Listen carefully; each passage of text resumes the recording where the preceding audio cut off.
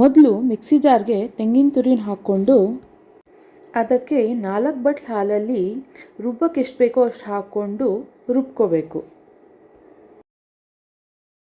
ಅದನ್ನು ಒಂದು ಬಾಣಲಿಗೆ ಹಾಕ್ಕೊಂಡು ಮಿಕ್ಕಿರೋಷ್ಟು ಹಾಲು ಹಾಕ್ಕೊಂಡು ಆಮೇಲೆ ತುಪ್ಪ, ಸಕ್ಕರೆ ಎಲ್ಲ ಹಾಕ್ಕೊಂಡು ಸ್ಟವ್ ಆನ್ ಮಾಡ್ಕೋಬೇಕು.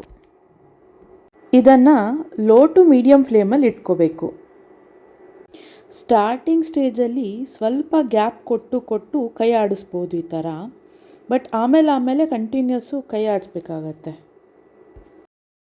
ಅಂದರೆ ಸ್ವಲ್ಪ ಗಟ್ಟಿ ಆಗ್ತಾ ಬಂದಮೇಲೆ ಕೈ ಆಡಿಸ್ತಾ ಇರಬೇಕಾಗತ್ತೆ.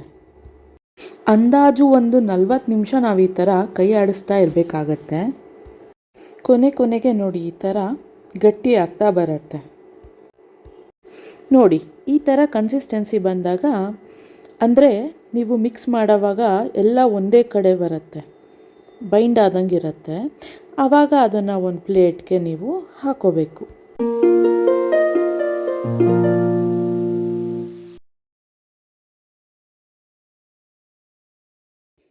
ಒಂದು 2 ನಿಮಿಷ ಬಿಟ್ಟು ಆಮೇಲೆ ನೋಡಿ ಈ ಥರ ಮಾಡಿ ಇಟ್ಕೋಬೇಕು.